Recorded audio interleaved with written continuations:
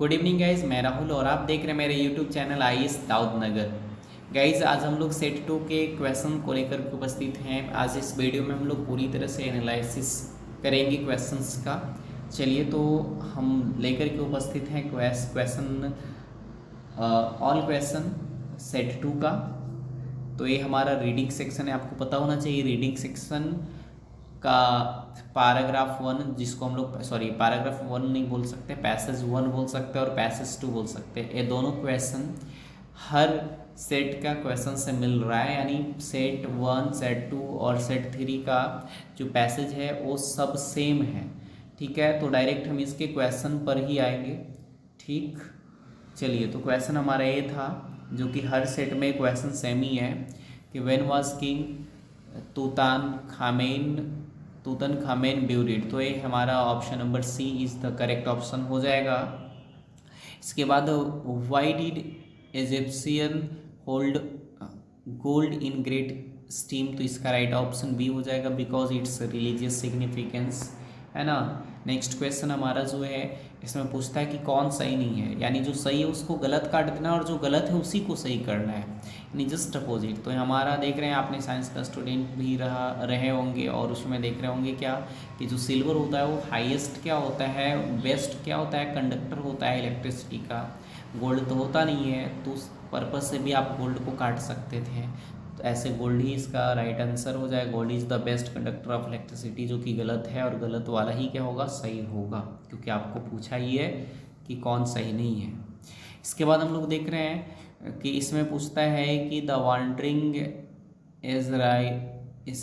Israelites worship a golden calf. तो importance of religion, ये is the correct option.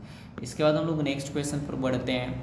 How were the black labourers exploited. तो यहाँ पर black labourers जो हैं वो कैसे एक्सप्लॉइट करते हैं, तो यहाँ पर रीज़न ये है इसका कि उन्हें बहुत काम करना पड़ता था और उसके बदले ओनली 40 पाउंड मिलते थे, और वो बहुत ज़्यादा उन क्रूएल के रूप में उनको डिस्क्राइब किया गया। कैसे? क्रूएल के रूप में डिस्क्राइब किया गया। चलिए आगे देखते हैं। नेक्स्ट हमारा क्वेश्चन है, नेक्स्ट जो क्वेश्चन है वो है आपका 6 नंबर का क्वेश्चन, ओपिनियन और रीजन का है।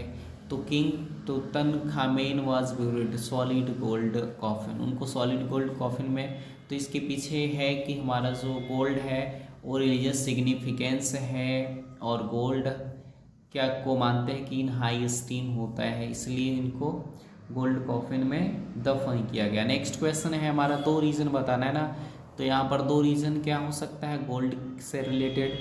तो हम देख रहे हैं कि गोल्ड से रिलेटेड, गोल्ड ब्यूटीफुल है बट इट वर्चुअली अनस्टेबल। तो यहाँ पर 2 रीज़न ये है, चलिए देखते हैं कि गोल्ड में रस्ट नहीं लगता, कोरेड नहीं होता, और इसको लॉन्ग टाइम तक सेव किया जा सकता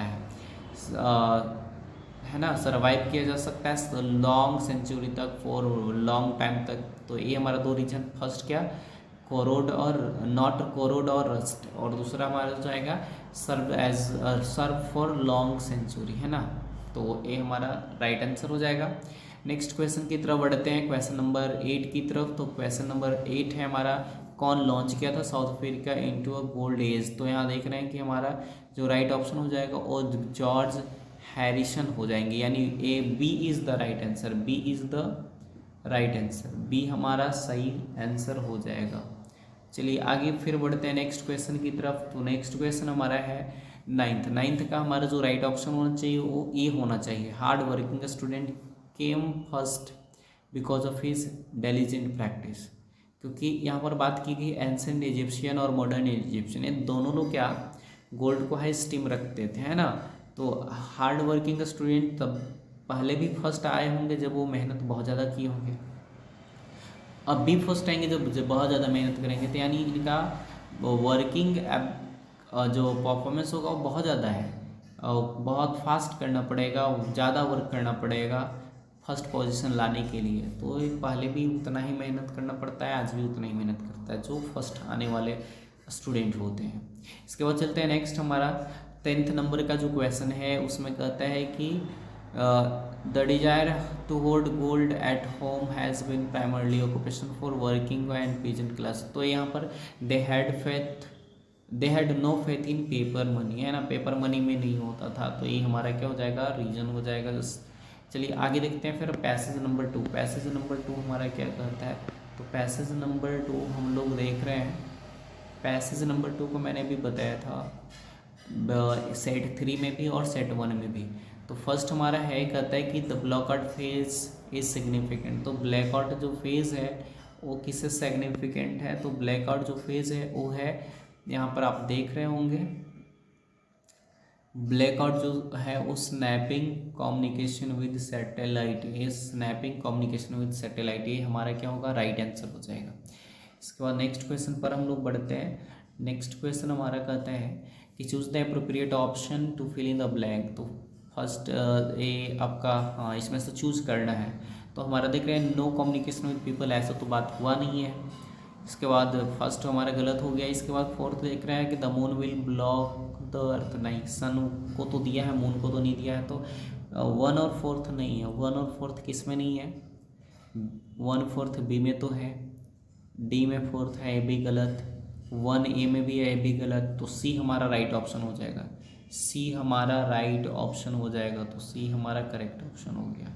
नेक्स्ट क्वेश्चन की तरफ बढ़ते हैं। The communication with the satellite will break for approximately 15 days. यानी आप पैसेज जब पढ़ेंगे तो आपको मिलेगा 15 days. 15 days is the right option. अब यहाँ पर हम लोग देख रहे हैं, ये बहुत इंपॉर्टेंट क्वेश्चन हो जाता है कि अरोमा को कुकिंग से इंटीग्रेट कर रहे हैं, तो स्पेस रिसर्च को हम स्पेस क्राफ्ट या सैटेलाइट के थ्रू ही कर सकते हैं। तो बोर्ड क्या इस पे आंसर बनाता है वो तो बोर्ड ही जानेगा, लेकिन ज़्यादा सूटेबल आंसर स्पेस क्राफ्ट होना चाहिए या फिर सैटेलाइट होना चाहिए। तो अब देखते हैं, है ना, बोर्ड हमारा क्या आंसर देता है। नेक्स्ट क्वेश्चन की तरफ बढ़ते हैं। According to ISRO officials till 8 July when sun will block Mars. तो यहाँ पर ओनली फॉर फ्यू, ये हमारा डी वाला राइट आंसर हो जाएगा। डी वाला जो है ना वो हमारा राइट आंसर हो जाएगा। चलिए आगे फिर नेक्स्ट क्वेश्चन की तरफ बढ़ रहे हैं। नेक्स्ट क्वेश्चन हमारा क्या बोलता है, कहता है select the correct option to complete the following sentence. ISRO officials are dot control over. तो ये यहाँ पर इसरो का जो ऑफिशियल था वो कॉन्फिडेंट थे, सी हो जाएगा इसका आंसर। सी हमारा हो जाएगा, इसका आंसर सी हो जाएगा, यानी सी हमारा राइट आंसर हो जाएगा। नेक्स्ट हम चलते हैं नेक्स्ट क्वेश्चन पर। तो यहाँ पर कहता है कि 6 मंथ बिकॉज हो, तो ये एक्स्ट्रा फ्यूल की वजह से हमारा 6 मंथ तक एयरक्राफ्ट क्या उसकी लाइफ हो जाती है। चलिए आगे देखते हैं नेक्स्ट क्वेश्चन की तरफ चलते हैं, क्वेश्चन नंबर 8 की तरफ। तो कहता है कि रीड द फॉलोइंग सेंटेंस। तो यहाँ पर हमारा जो राइट ऑप्शन हो जाएगा वो सी हो जाएगा। ए ट्रू है और बी फॉल्स है, यानी सी हमारा राइट ऑप्शन हो जाएगा। नेक्स्ट चलेंगे, हमारा नेक्स्ट क्वेश्चन क्या है, कहता है कि substitute the word non parallel. तो यहाँ पर इसका मतलब अगर हम चलते हैं तो वहाँ पर इलाइट होना चाहिए। क्या इलाइट होना चाहिए, इलाइट होना चाहिए। देखिए क्योंकि पैसेज में सीधा लिखा है इलाइट क्लब लिखा हुआ है, तो मेरे अकॉर्डिंग तो इलाइट ही होना चाहिए। आप क्या करके आए हैं आप कमेंट करके बताएंगे। इसके बाद नेक्स्ट है the word scarcity in the passage means the opposite of scarcity का अपोजिट क्या होगा। स्कैरसिटी का मतलब कमी होता है ना, एक्सेस मतलब कि बहुत ज़्यादा, सरप्लस बहुत ज़्यादा,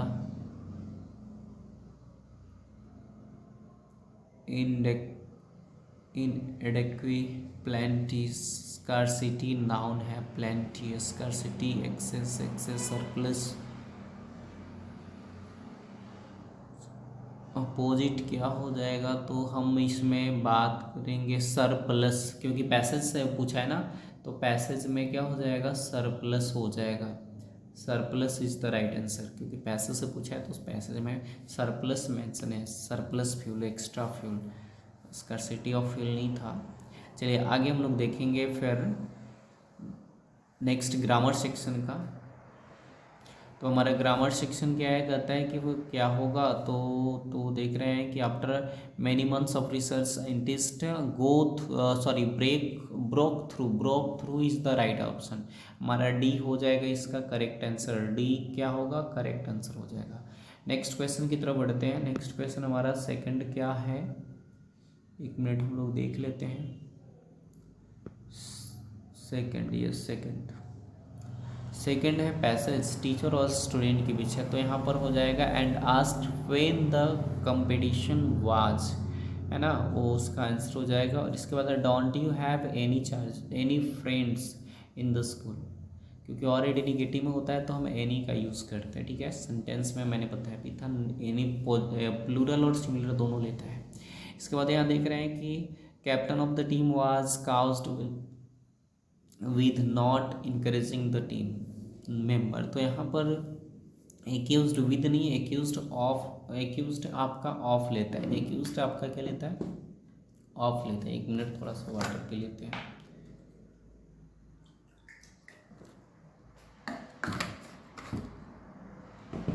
चलिए तो आगे हम लोग देखते हैं। नेक्स्ट क्वेश्चन हमारा है, तो एक्यूज्ड अपनी बात क्या लेता है, ऑफ लेता है। नेक्स्ट कहता है complete the given narrative by filling in the blanks with the correct, तो हम यहाँ देख रहे हैं कि children dot better safety procedures after the expected fire in the school, children called for, called by, called in, called out, children, इसको थोड़ा सा हम अभी कंफ्यूज में है, इसको बाद में देखते हैं। चलिए नेक्स्ट हम देखेंगे ऊपर, ये फ्रेजल वर्ब है ना, तो थोड़ा सा देखना पड़ेगा। Fill in the blanks by using the correct form of the word in the bracket. यहाँ पर हम लोग देख रहे हैं कि बिफोर द टर्म एंडेड, ये हमारा पास्ट इंडेफिनिट का है, तो आपको पता होना चाहिए कि जब सेंटेंस में बिफोर आता है और एक सेंटेंस पास्ट इंडेफिनिट में होता है तो अनदर वाला पास्ट परफेक्ट का होता है, इसलिए हैड कंप्लीटेड होगा। इसके बाद नेक्स्ट हम लोग चलते हैं, कस्टमर और शॉपकीपर के बीच क्या है, कन्वर्सेशन, और इससे क्या करना है, इससे बनाना है आपको नारेशन। तो यहाँ पर देख रहे हैं कि यस बोला है, we have wide range of toy, तो यहाँ पॉजिटिव यस के लिए हम पॉजिटिवली या अफर्मेटिवली भी लिख सकते हैं। And said that they had a wide range of toys, ही हमारा राइट आंसर हो जाएगा। इसके बाद चलते हैं नेक्स्ट, और इसमें चूज करना है कि गलती कहाँ पे हुआ है, तो देख रहे हैं the stage performance put up by student were, sir यहाँ पर जो स्टूडेंट्स है ना ये सब्जेक्ट नहीं है, इसलिए वर तो गलत है, क्योंकि स्टेज परफॉर्मेंस ही सब्जेक्ट है, इसलिए उसके अकॉर्डिंग हम वाज लगाएंगे। तो ये हमारा क्वेश्चन था, क्वेश्चन नंबर 8। इसके बाद हम लोग चलते हैं क्वेश्चन नंबर 9 की तरफ। क्वेश्चन नंबर 9 यहाँ फिर से ए सेट ए में ऑलरेडी पूछा गया है, तो इसका राइट आंसर हो जाएगा Ruchi asked Rohina what the duration of her internship had been, was का बदल जाएगा हैड बीन में। चलिए आगे फिर हम लोग आते हैं नेक्स्ट क्वेश्चन की तरफ। तो हमारा नेक्स्ट क्वेश्चन है fill in the blanks by the choosing the correct option. तो यू कीप योर प्रॉमिस, तो you must keep your promise, कि कोई भी अगर प्रॉमिस आप कर रहे हैं तो उसे निभाएं। इसके बाद नेक्स्ट क्वेश्चन की तरफ बढ़ रहे हैं, select the correct option to complete the narration of a dialogue. ये भी नरेशन का एक क्वेश्चन आ गया, राज और वाइफ, ये सेट 1 में भी पूछा गया है क्वेश्चन। तो इसका राइट आंसर हो जाएगा she would invite her friends to, यानी बी ऑप्शन हो जाएगा इसका राइट। और एक क्वेश्चन तो लगता है कि सेट सी में भी आया था, ए में भी आया है, the will of begging is very common in our country. इस तरह से हमारा ग्रामर सेक्शन का क्वेश्चन सॉल्व हो गया। एक दो क्वेश्चन में मुझे डाउट था जो कि मैं बाद में बता दूंगा आपको। चलिए